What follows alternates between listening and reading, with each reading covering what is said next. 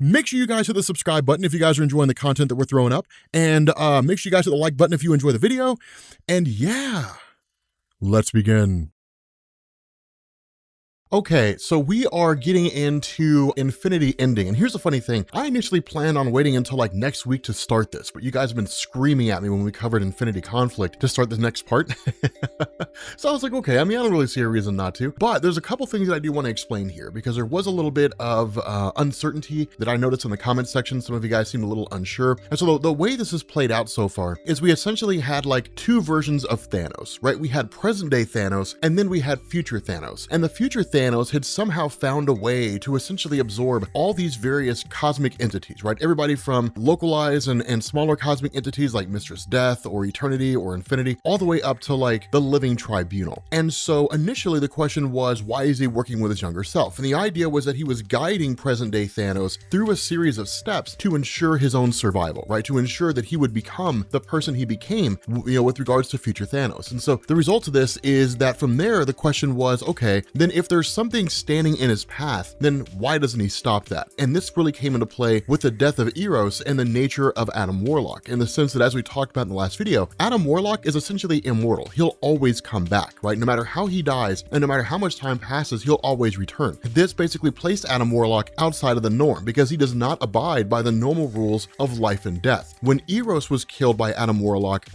had hoped that Mistress Death would banish Eros from her realm for whatever reason, either because she understood Adam Warlock's goal in killing him, or because she believed that Eros was going to be working alongside Thanos to basically usurp her role. Whatever the reason was, we knew that it was because she was afraid that Eros was working alongside Thanos. She banished Eros from her realm, and that in turn landed Eros outside the norm because he now no longer abides by the normal rules of life and death. He's essentially immortal. He can never really die. And so having said this, what it did is it led up to this massive battle. And that was actually kind of a little bit of a portion that seems a little murky here. We essentially had a scenario where Thanos had absorbed the Living Tribunal into himself. What makes this kind of crazy is that as this comic picks up, we've got the One Above All, and then you've got the Living Tribunal there, right? So I don't know if this is some kind of an error or if I misinterpreted it, however it was that happened, but literally in the preface of the book, like as you open it up, and one of the last things it says is like, present day Thanos has killed the last embodiment, the Living Tribunal itself, and merged with his despotic future self, right? So like he absorbed the Living Tribunal. So the question is, how is the Living Tribunal here? That's really kind of how this is. Now, at the end of the day, it doesn't really matter because when this happens, the One Above All basically tells Thanos to stop, right? To stop his actions and to in turn to go back to his normal role. And Thanos says no. Now, the question that a lot of people have here and that I noticed was a lot of people were asking, if the One Above All is this nigh omnipotent, indestructible, and immutable force inside the entirety of the Marvel multiverse, then why doesn't it just will Thanos out of existence, right? There's nothing the One Above All cannot do. And the reason why is because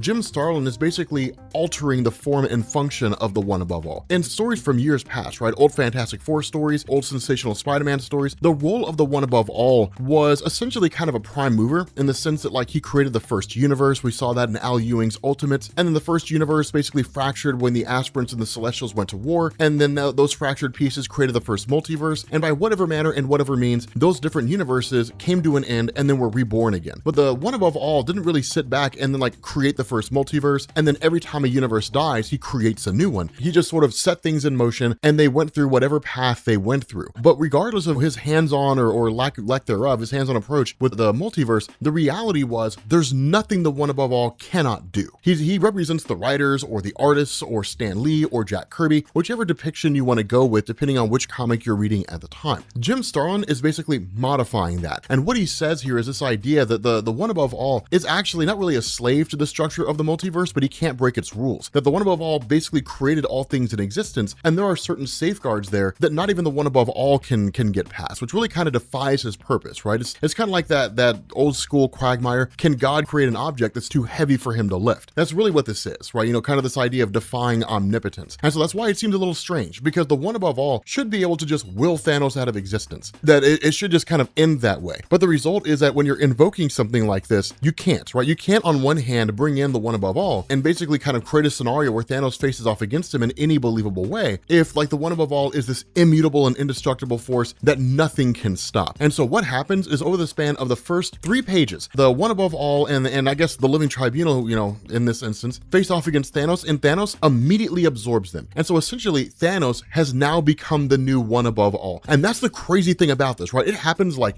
that in the blink of an eye. And it's a wild situation because you literally have Adam Warlock and you have Eros and you have Pip the Troll watching this whole thing go down. And when Thanos re-emerges, Thanos is now all things in existence. From that point going forward, they bail. Eros grabs Pip the Troll, he grabs Adam Warlock with the intention of teleporting away. Adam Warlock yanks his hand away, Eros and Pip the Troll are gone, and Adam Warlock remains behind. And talking to Thanos, you know, the new one above all, we kind of get this explanation, right? The sort of explanation in terms of what he can do and so on and so forth. Now, what's also interesting is he points out this notion that because of the fact that Adam Warlock and Eros exist outside of the norm, that Thanos, while he can detect them, has to work hard to do it, right? They're not just easily perceptible to him. It's almost like it's almost like trying to detect a dark gray amidst a black background, right? It's possible, you just really have to be looking for it. And so because of that, Adam Warlock 1 immediately picks up on that, and then 2, you end up having Thanos who basically pulls Adam Warlock into himself for the purpose of always being able to locate Adam Warlock, right? To kind of remove that aspect. And then from there, Thanos starts to muse. And this is normal for Jim Starlin. It's actually one of the things that always made his handling of Thanos so cool. The way he would write Thanos was really more of, he would see himself almost kind of like in a philosophical way, right? He would kind of muse about these things. He says, now I am linked to all there is, right? He's not actually, I mean, he is all there is, but he's linked into everything, right? Everything from the past and the present throughout every single universe that exists. And it's almost overwhelming, right? It's almost overwhelming for Thanos to sit down and say, all actualities, all realities that exist out there, every universe that exists in the entirety of the multiverse, I am all those things. This is a whole new level of power that's way beyond anything Thanos has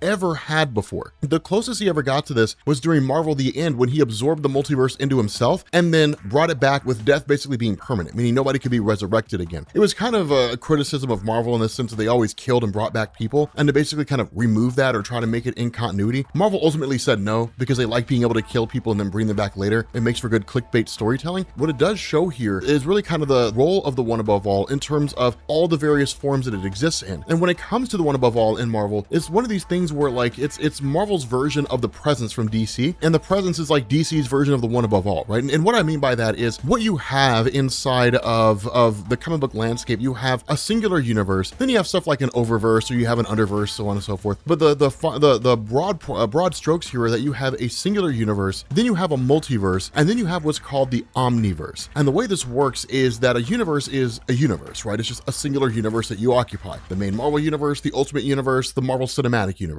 Those different universes make up the entirety of the multiverse. The omniverse is composed of all things in existence, right? So there's the Marvel multiverse and the DC multiverse and the Spawn multiverse, and like any concept that exists out there is part of the greater omniverse. And Marvel's one above all is kind of a guy who oversees all that, right? It's Marvel's god above all gods, essentially. So it's one of these things where they all kind of cross over and it all gets really weird. And it's not really designed to say that like the one above all is over the presence. It's Marvel kind of saying, I mean, our version is, and then DC's like, no, our version is, and Spawn's like, no, you're both wrong, our version is. So it's it's kind of one of these things where it just sort of goes around. But Thanos is basically tapping into and overseeing everything across every single universe, in every single multiverse, on every single property that exists in the world belonging to anybody, regardless of whoever made it. That's how far reaching this is. And so it gets kind of crazy here, because with that being the case, Eros kind of picks up on the notion of what we talked about already, that Thanos cannot easily recognize him because he's outside the norm. Thanos has to hunt for him as hard as he possibly can, right? A needle in a stack of needles is really what this is. And so with that being the case, because Pip the Troll is essentially viewed as Thanos as one of the people out there who can throw a wrench in the works, then what Eros does is basically tear up a backpack more or less and then put Pip the Troll inside of it so that Pip the Troll is as close to Eros as he can possibly be, and by extension of Eros being outside the norm, that will hopefully kind of permeate to Pip the Troll. Now, it really kind of seems to be this idea that it's not really like an Eros-shaped hole in the universe, if that makes sense, almost kind of like a permeation of like this energy that makes him outside the norm that hopefully will also encompass Pip the Troll. That kind of seems to be what he's shooting for,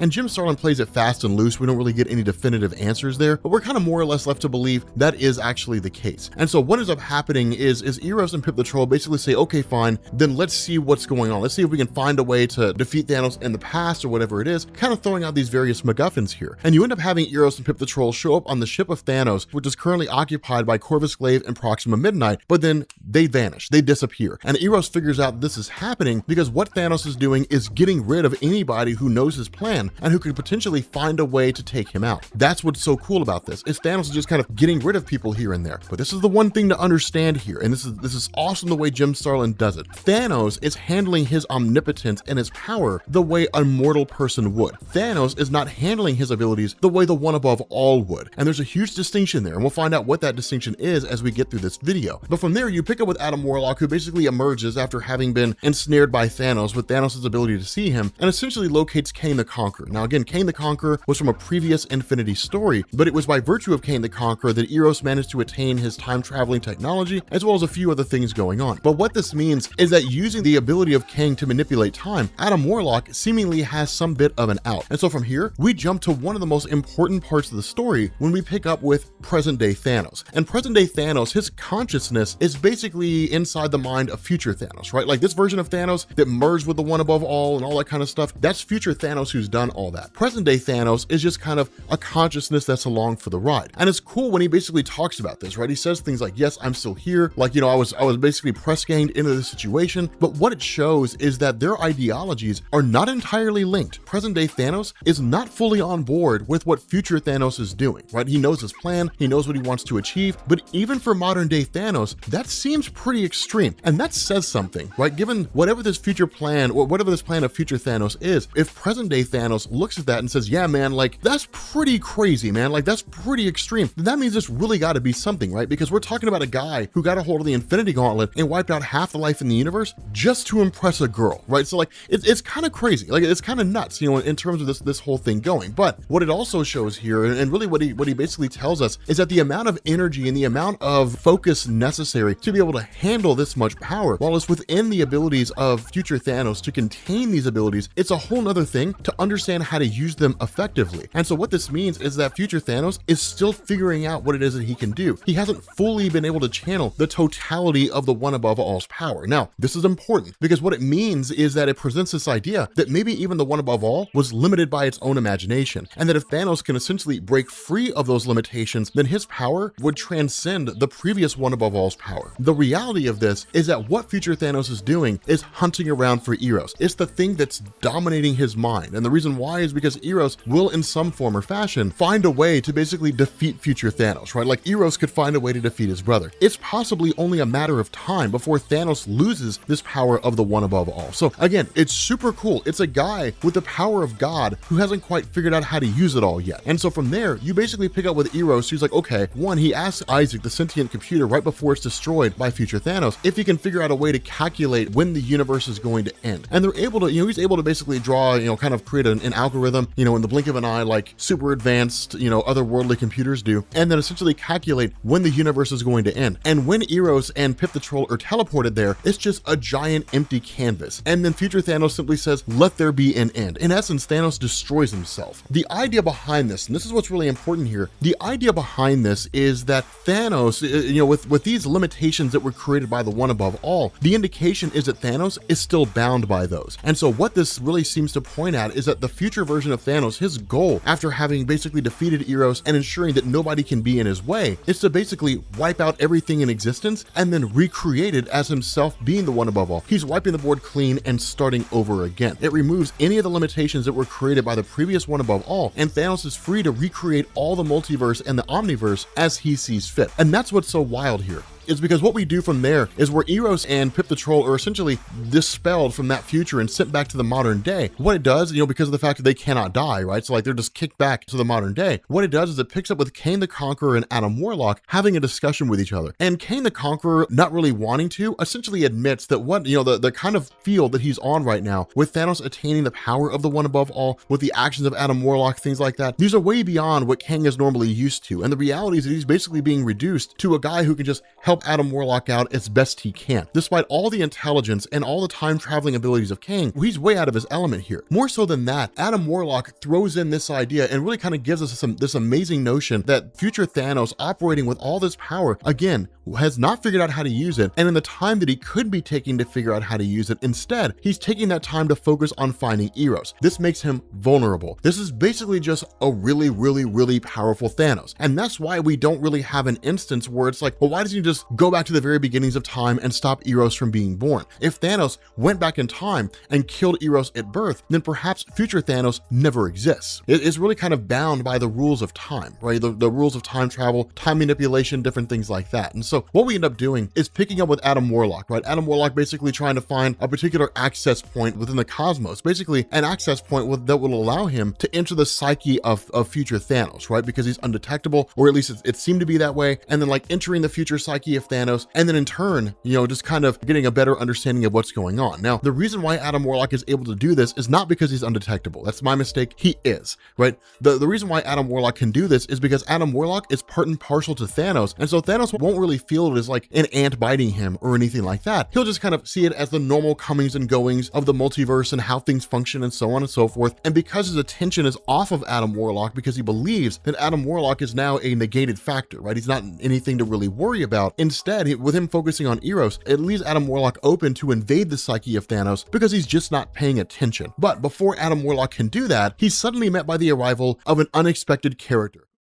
Okay, so we are picking back up again with the Infinity ending, and we're ending the Infinity ending. I thought about titling that Infinity Ending.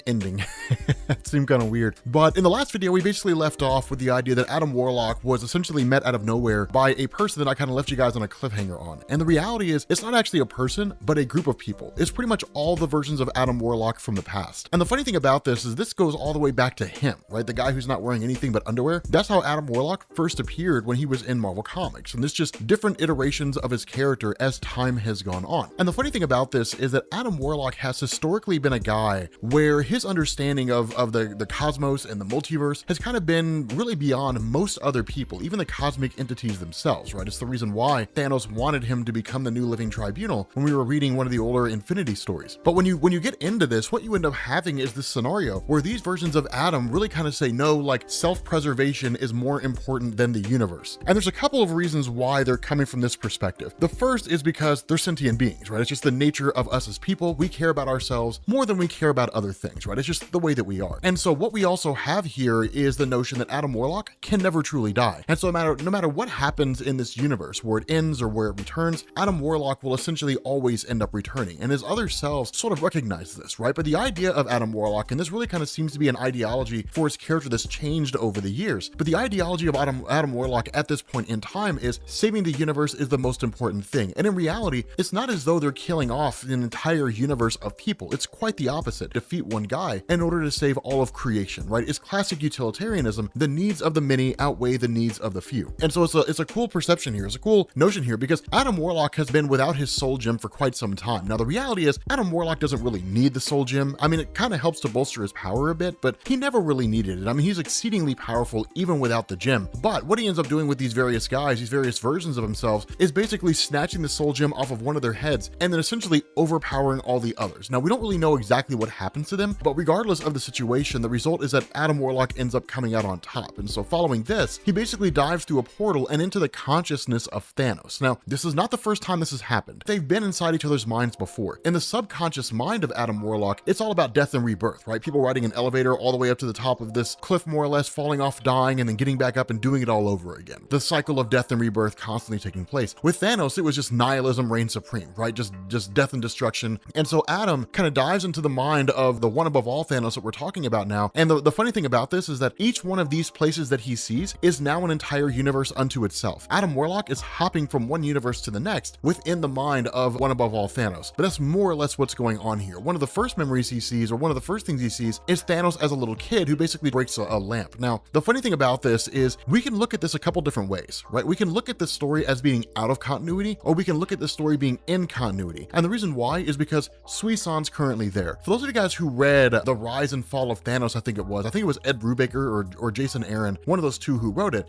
we basically got the life and times of Thanos, right? All the events that led to him in encountering Mistress Death for the very first time, and then going forward and becoming the villain that we all know and love. In the early days, Suisan, and when I say early days, I mean like almost immediately after giving birth, Suisan tried to kill Thanos because she saw him as a bad omen and had a vision that his actions would lead to the downfall and the destructions of everybody on Titan, which it did. And so she tried to take him out, and ultimately she was thrown in a mental institution. And so if this story is in continuity, at the time that Thanos is this age, Suisan should be in a mental institution, but she's not, she's there. So that kind of leads us to believe that either it was Jim Starlin kind of trying to correct things and saying, no, this is how it should be, or it's not in continuity. But the other funny thing that kind of comes out of this is Eros and Pip the Troll. Now remember, these are two guys, and while they're not necessarily bungling buffoons, they certainly don't have any real kind of concrete plan, right? Their plan here to try to stop future Thanos from acquiring all this insane power, capturing his modern day self, and then going on to become the one above all. Their whole attempt to basically stop that is to convince Thanos that he's a good guy, that he's cool, and that like Eros loves him. And that's basically it, right? Like words don't win conflicts, more or less. And so because of that, we end up kind of jumping through these different moments in Thanos's life. And you kind of have Thanos when he's relatively young, when he's,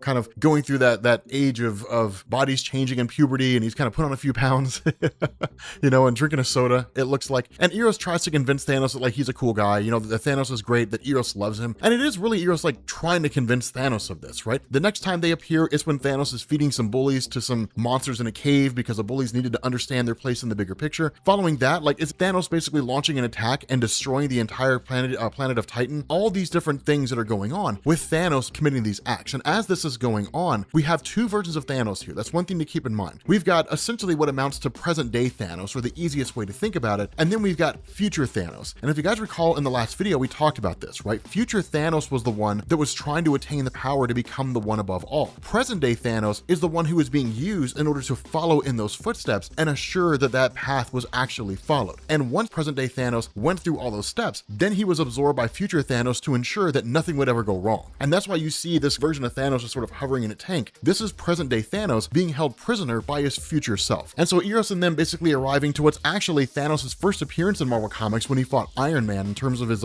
chronological appearances, we have them showing up in instances like during the events of Infinity Gauntlet, these really cool little moments here and there. And it's one of these things where present day Thanos kind of says, okay, like I can reach out basically psychically and I can communicate with them, right? I can talk to them through my past self, basically. And that's what you see playing out here, right? Like Eros and his guys will show up to a particular point in time and then Thanos will talk to them. And as they basically kind of run over their plan, but they only get brief moments, right? They only get these really, really small moments. And the reason why this is kind of being held off, the reason why these moments are only ever so short is because present day Thanos realizes that if they stop and they talk for too long, it'll create abnormalities in the time stream that his future version will become aware of and then start tracing them down and ultimately realizing what it is that Eros and Pip the Troll are trying to do. Now, at the end of the day, again, it doesn't really matter. They're not actually doing anything, but it is kind of a cool little effort, right? It's a cool attempt. One of the other funny things to come out of this is that because of all these paradoxes and all these shifts that Eros and Pip the Troll are making, they end up showing up at a future point in time, and we have the cosmic entities, but they're different. This right here actually doesn't really make any sense. And the reason why is if you understand the nature of cosmic entities, they exist in two forms, right? They exist in their true form, which is an abstract form. It has no true physical form, right? They're just an ideology. If you had like the desire to go get something to eat, it would be like if that desire to eat could get up and walk around, right? That thought, that concept could get up and move. That's what a cosmic entity is. Now, when cosmic entities appear in a physical form, they go to the dimension of manifestations and they basically receive a form from Anthropomorpho, and then they show up in the main Marvel universe in a physical form. But it's just one of these small little things, right? So, it's a cool little moment. It's a little wonky and a little crazy, but again, that's kind of what we're dealing with here, are sort of these escapades of jumping back and forth through time. And so when Eros is talking to present day Thanos, when they say like I guess we can work together, and Eros is very much unsure about this because it's trusting a guy who's well known for betrayal. Thanos is kind of like, at the end of the day, our goals are basically mutual here. At the end of the day, like we're trying to achieve the same goal. I'm currently trapped in the essence, more or less, of my future self. Come there, rescue me, and then like we'll save the day. And the cool thing about that is that when that happens, when Eros shows up, it's not really Eros saving Thanos. Instead, Eros is seemingly kind of whisked away. Eros just sort of says like, this isn't right, this isn't how it's supposed to be, and he just ends up taking off. Adam Warlock peeps his head in to see what Eros is doing while he's on his journey, and then basically, once that happens, Adam Warlock kind of pops back in, or at least sort of disappears for a second, when future Thanos shows up. And the reason why this matters is because future Thanos, as we know, was looking for Eros, not to kill him or to capture him, but because with Eros existing outside of life and death, then it was basically impossible for one above all Thanos to track him down. Now again, this is Jim Starlin shifting things around. This is Jim Starlin changing things. Under normal circumstances and everything up to this point, it's not how the one above all worked. Everything that is the one above all. The face that you see when it speaks to things is no different than eternity popping up and then like talking to somebody, right? It's just the entirety of the omniverse and all things coalescing in the form of a face that can have a conversation with you. With that being the case, anything, even if it's outside the realm of life and death, is still part of the one above all. If it exists, if it talks, if it's anything that can be drawn or written, it exists as part of the one above all. So again, Jim Starlin is kind of shifting things up and saying that's not necessarily the case here, right? Like, anything that exists outside of life and death, meaning it can't truly die, it's outside the one above all's purview because it's considered an anomaly, right? Which is kind of crazy to sort of limit the power of the one above all. And a lot of you guys are making comments about that. You were saying like, well, I guess now he's just the one above most is what it is.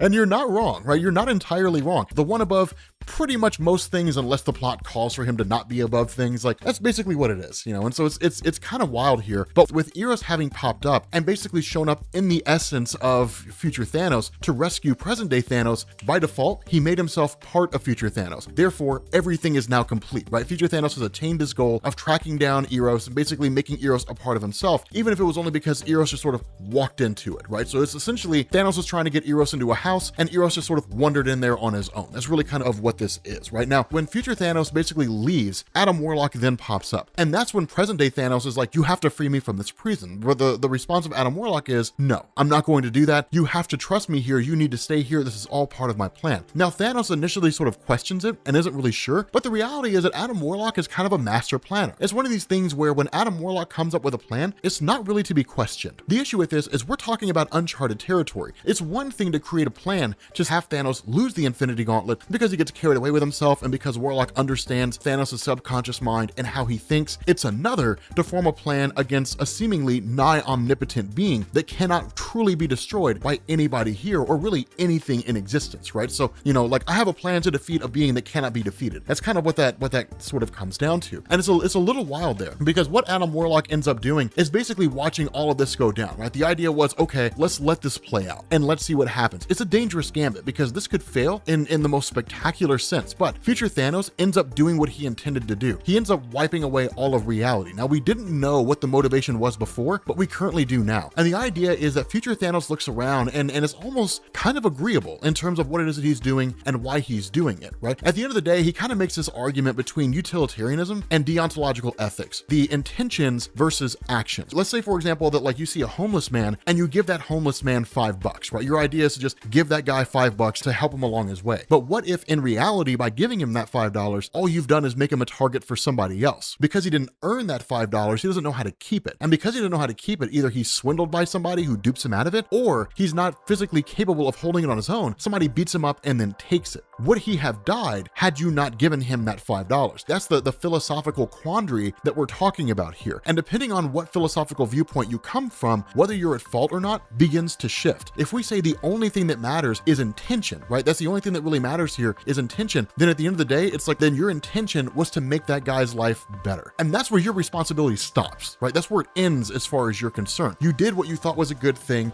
done, right? We're finished there. From there, then it starts going into things like, okay, if all that matters is action, then you gave that guy $5, but then you also cost him his life. And so is your act moral, right? That's the kind of issue that you run into here. And so it's one of these things where Thanos really kind of looks at it and says, the only thing that really matters in this universe, matters in this world is actions, right? What people's intentions are don't matter. What matters are deeds, and that everything is just a giant contest, right? Even the cosmic entities seek to be supreme over the other in some form or fashion, despite the fact that they're designed to be immutable, despite the fact that they're designed to be these forces that represent ideas, and they don't really seek to better one another. At the end of the day, there's still a kind of contest there. And so Thanos' response is, then we'll recreate things. Loyalty was conceived to deceive people. Trust is a fantasy for fools and is basically played upon by scoundrels who look to exploit exploited. The universe as it exists now is one of naivety. It's people who believe they can change the universe and so on by just doing good things or believing good things. But at the end of the day, like, it's a screwed up and terrible place. This seems to be like the core perspective of Thanos. And so with that being the case, he says, okay, then let's recreate everything. And so with that going down, with that happening the way that it does, he basically goes to essentially recreate all of existence, and it offers this momentary gambit, right? When you have Adam Warlock, who's essentially outside the existing multiverse, watching it all go down, right? Once he retreats outside of Thanos and kind of goes back to this outside the multiverse kind of space, then in turn, like once future Thanos wipes everything out of existence and then seems to recreate everything, we kind of get this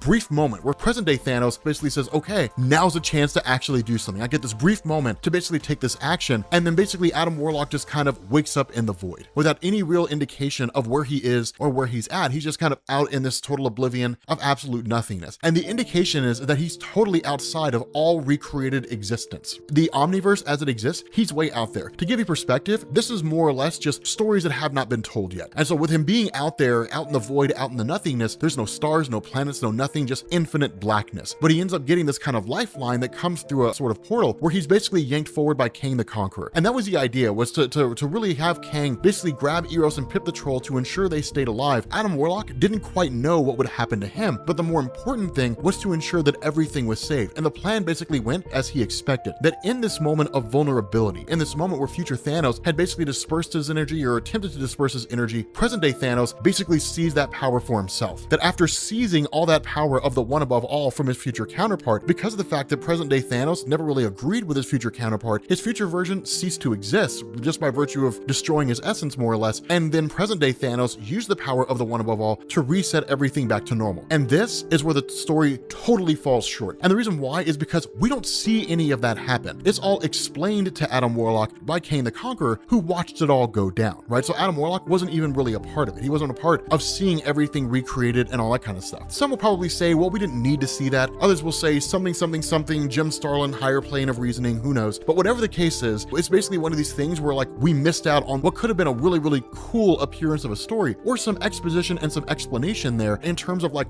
why Thanos did what he did, in terms of like from his perspective, because we know why he did what he did and we get the exposition. It's just from some time traveling guy that makes stories overly complicated. And so it's like, okay, that's kind of weird. And so they kind of make a final stop. And Adam Warlock, of course, again, still in possession of the Soul Stone, presents the reality stone to Thanos. And the truth, and this is kind of the important thing here, the truth is that it's entirely possible that his future self could get carried away with power again and the entire process could repeat itself. But it's one of these things where Adam Warlock trusts Thanos, right? He trusts the character of Thanos to do what needs to be done. Not only that, it basically, we kind of have this sort of assumption that we have to make that if present day Thanos did take the power of the one above all from his future counterpart and then set everything back, that he may have just kind of walked the time stream to find out exactly what went wrong or where. He kind of lived through the time stream, so he knows the mistakes that he made. And we kind of have to assume that like if he did set everything back, he's aware of himself, right? He's aware of like what he would become or something like that. It's not clearly explained. It's not clearly defined. And I think that's kind of one of the issues here. It sort of leaves things pretty ambiguous, right? And it really feels like the ending of the story was wrapped up super fast, right? It was just wrapped up very, very quickly, and it sort of left a bit to be desired. But at the end of the day, things just kind of go back to the way they were before, right? Everything just sort of goes back to normal. And then you kind of have Adam Warlock, who's just sort of sitting there in a bar, out in, or really in Starlin's bar is what they call it. Jim Starlin named a bar after himself, but he's just kind of sitting in a bar and just sort of chilling there. And people kind of have this concern that things are not necessarily going back for the better. But at the end of the day, we won't truly know. As far as I'm aware, this is the last of the Infinity stories that Jim Starlin's writing. Of course, I think Infinity Finale was also supposed to be the last one, and then it wasn't. But at the end of the day, this is really where it just kind of wraps up. So with that being said, guys, we're going to bring this video to an end. If you are new here to Comics Explained, make sure you guys hit the sub button to become part of the Rob Corps. If you guys enjoy this video, make sure you drop a like,